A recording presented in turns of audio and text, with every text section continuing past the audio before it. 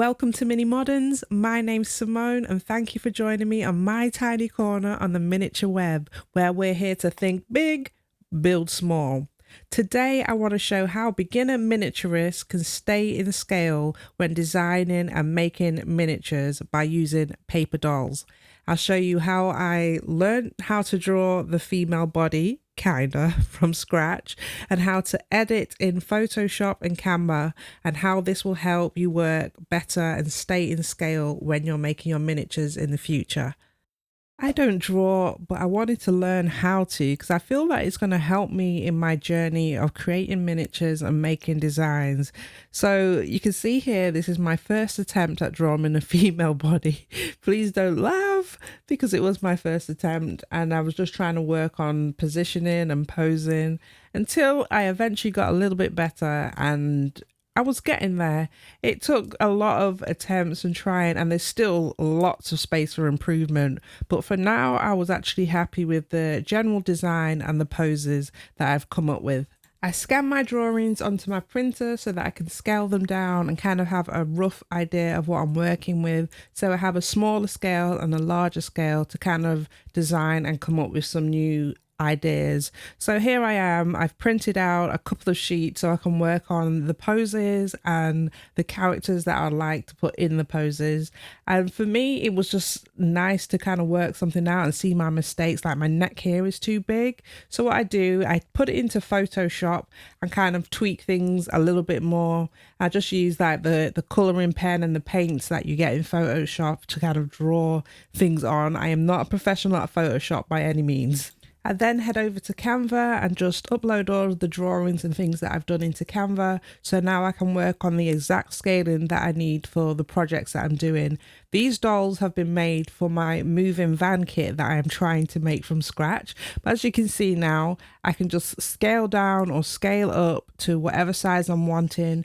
I'll be working in 1/12 scale, so basically just under 6 inches. And what's great in Canva, you can duplicate your pictures and move them around the page, and it's really handy. So see here, I've got the actual size I want. I could just take any other picture that I've got and it will fit into that frame at that size. So if you've got something else that you wanted to scale down or scale up, you just have your section that you want and move your picture into it, and you can just keep on duplicating and adding, and you just play around with the sizes. So if you wanted to do 1/24 scale, 1/6, you know, anything that you want to do, you can play around with it here. I found it easy for me. Working with Canva and Photoshop kind of really helped me get the look that I was going for in terms of size.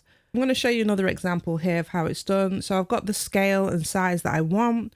All I would do is duplicate that, take whatever picture that I want in my list. So if I want to change my pose but have it at the same size, I'm just going to duplicate the picture, drag my pose from my upload files and throw that into the new duplicated area, and then you'll have it already the size that you want, and you don't have to change it. As long as you've got your blueprint size, it's perfect, and it just makes this whole process so much easier.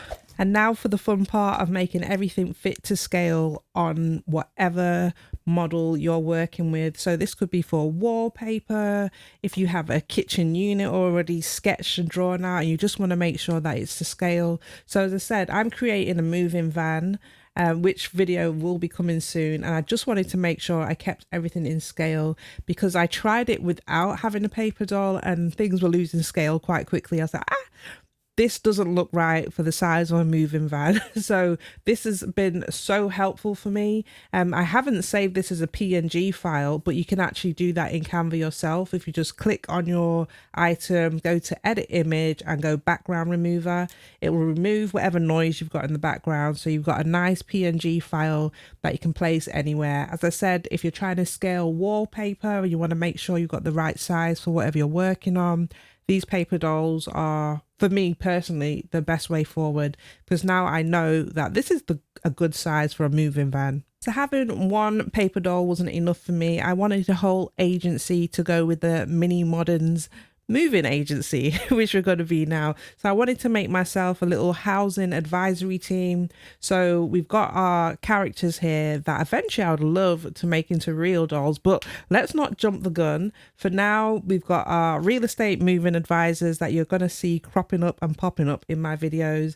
I've decided to call this one Jasmina. I think it just suits the look that we're going for. I want my modeling agency to look cool and stylish, and eventually I need to make some male ones too. That's going to be a whole nother challenge, but I really want to mix up the vibe that we've got going. This second doll is going to be called Candice, and I think it just suits her look as well.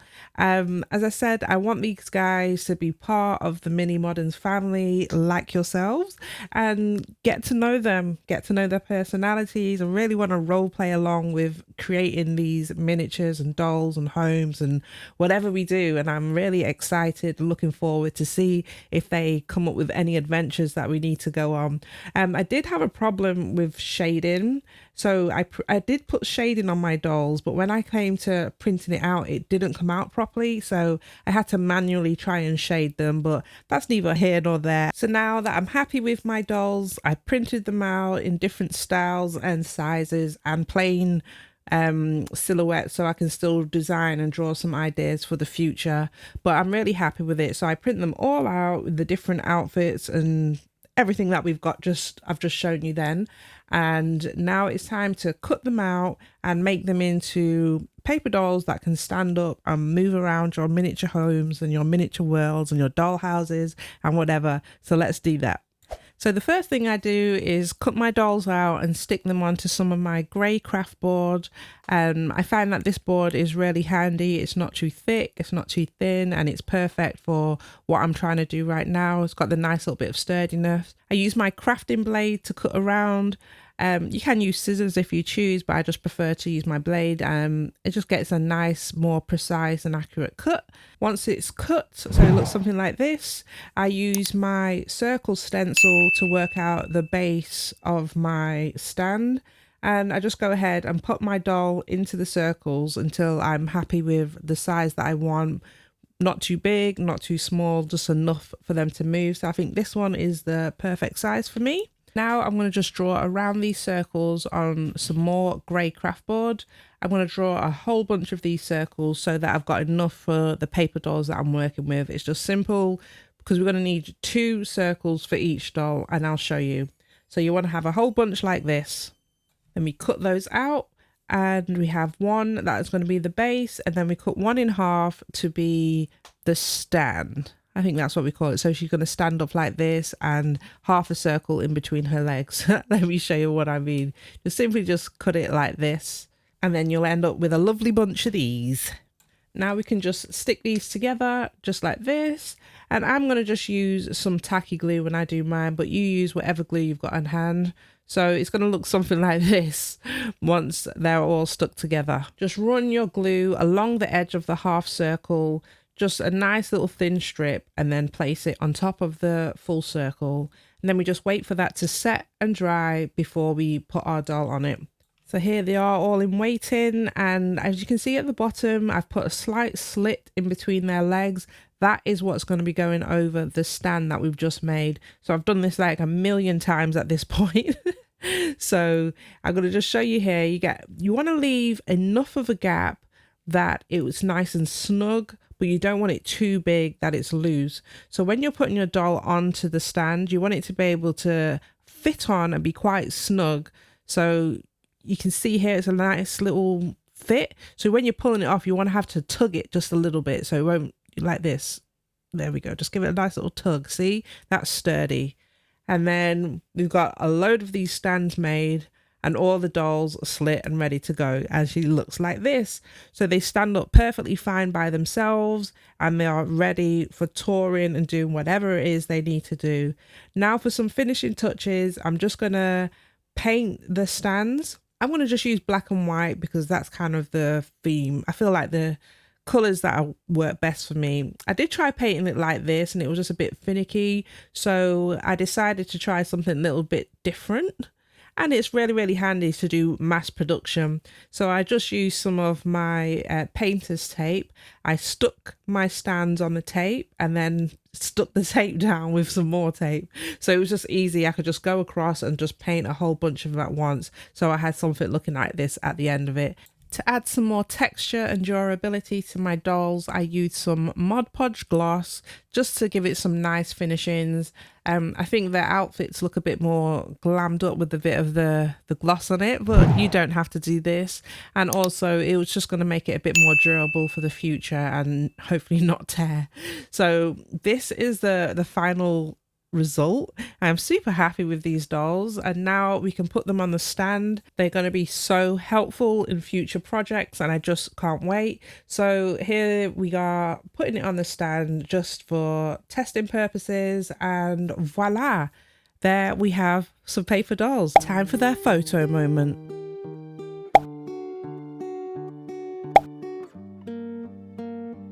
Which outfit do you like the best, guys? Comment down below. Do you like the outfits? Do you like the dolls? Will you try this? They do remind me to have my morning smoothies too. So now here are the dolls sat in one of my mock-up rooms, just making sure everything's all right for the next client. And I hope that you found this useful, guys. If you think you might do something like this in the future, let me know in the comments. Look out for these dolls. We've got Peyton, Candice and Jasmina. They're going to be helping me out in future projects. We've got the moving van coming soon, and enjoy, guys.